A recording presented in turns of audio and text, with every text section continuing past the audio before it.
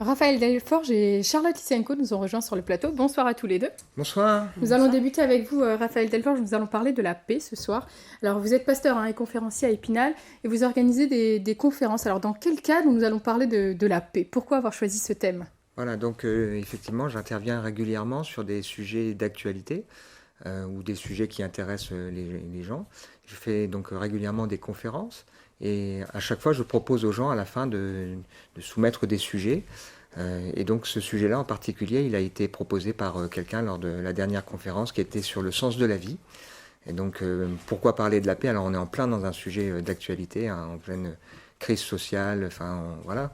Tout le monde a ce besoin de trouver la paix. Là on est vraiment sur la paix intérieure, hein. Donc je pense qu'il y a deux manières de l'appréhender. C'est un état général qu'on a besoin de trouver cette paix.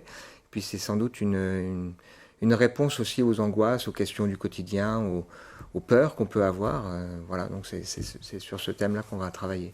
Alors, quelle définition pourriez-vous donner à la paix?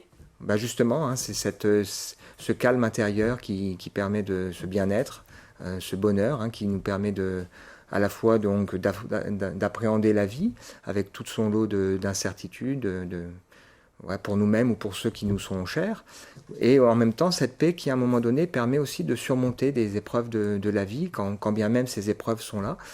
J'aurai l'occasion à travers cette conférence aussi de parler de mon vécu, hein, parce que si j'aborde des sujets lors d'une conférence, il faut que ce soit à la fois un sujet concret, il faut que ce soit un sujet qui évoque quelque chose pour moi dans mon vécu personnel, parce qu'on ne peut parler que de quelque chose qu'on a expérimenté. Et puis il faut aussi que ce soit un sujet sur lequel j'ai des choses à dire.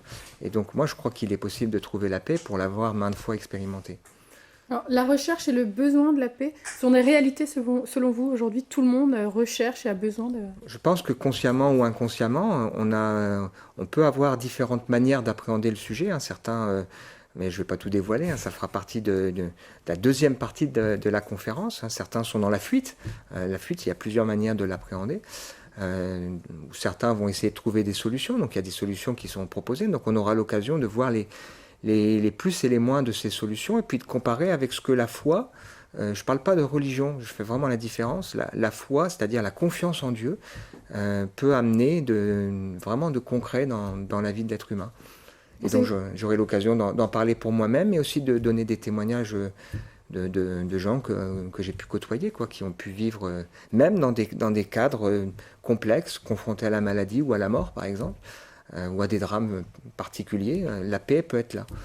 C'est une conférence qui permet vraiment aux personnes de se recentrer, de réfléchir à leur propre situation.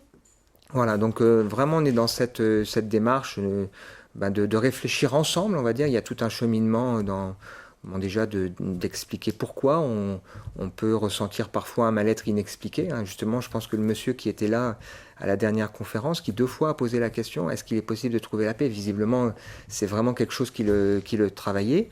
Donc ouais, c'est intéressant de se dire mais pourquoi on n'a pas cette paix, pourquoi on a cette angoisse, pourquoi on a toujours ces peurs qui nous tiraillent, de réfléchir aussi quelles solutions sont possibles et leurs limites, et puis de voir est-ce qu'il n'y a pas moyen de se tourner vers quelque chose de plus grand qui pourra, quelqu'un, parce que je crois qu'on parle de quelqu'un, qui pourra lui nous apporter vraiment quelque chose de plus.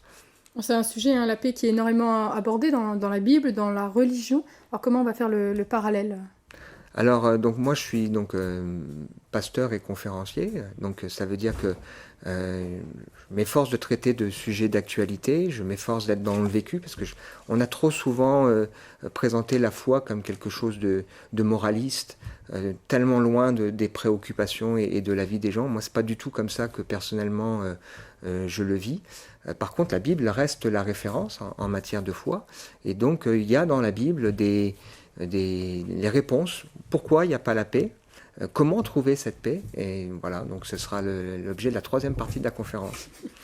C'est une conférence participative, surtout sur la quatrième partie, alors, où on peut débattre, on cherche l'échange, justement. Voilà, donc moi, à la fin de la conférence, je donne toujours un temps de parole pour poser des questions.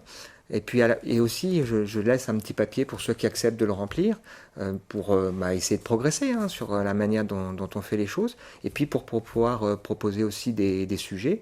Et puis bien évidemment, je me tiens à la disposition des personnes qui souhaiteraient un échange, on va dire, plus intimiste, Plus parce qu'il y a personnel. plus personnel, parce que parfois on n'a pas envie bien sûr, de s'exposer devant tout le monde, ce qui est tout à fait normal. Alors, quel est le public de ces conférences? Quel est le public qui vient à ces conférences? Alors là, c'est vraiment très très ouvert. J'ai des gens qui reviennent assez régulièrement aux conférences, des jeunes, des gens plus âgés. J'ai des gens qui viennent que sur un sujet particulier. J'ai des gens comment j'ai l'occasion de revoir après, hein, donc voilà, qui souhaitent aller un petit peu plus loin dans cette démarche, ou des gens que je vais voir qu'une seule fois. Vraiment, En fonction du sujet, il y en a certains qui vont vraiment se ouvert. sentir intéressés par un sujet bien précis. Ouais, c'est vraiment très ouvert. Alors vous organisez, ça c'est la première conférence de 2020, il y en a d'autres qui suivront durant l'année. Alors est-ce que vous avez déjà le thème de la prochaine peut-être, ou une idée? Voilà, donc on essaye d'avoir à peu près 4 conférences par an. Alors c'est vrai qu'on ouvre le nouveau cycle avec cette conférence le 1er février, mais en réalité il y a une continuité. Il y en a une qui est prévue donc début avril. Probablement que le thème sera autour du bonheur. Sauf si à l'issue de la conférence, je sens qu'il y a un sujet qui s'y prête davantage. Alors, quel est le retour des participants que vous avez sur l'ensemble des conférences? Est-ce qu'ils trouvent s'ils viennent chercher? Chaque fois que j'ai eu des retours, on ne fait pas l'unanimité, bien évidemment, hein, mais les gens ont quand même apprécié, je pense, le fait que ce soit travaillé et que c'est vraiment ancré dans la réalité. Et là, on a beaucoup de choses à dire, hein. Et puis, je pense que les gens apprécient aussi l'honnêteté, la sincérité qui peut être présentée. Et puis, je pense que ça peut aussi encourager les gens hein, dans une démarche personnelle. C'est un petit peu le but. Alors, cette conférence sera le samedi 1er février. Est-il possible de trouver la paix à 17h30, donc à la faculté de droit d'Épinal, un lieu neutre et accessible à tout le monde. Même aux handicapés. Merci d'avoir été avec nous. Nous allons passer à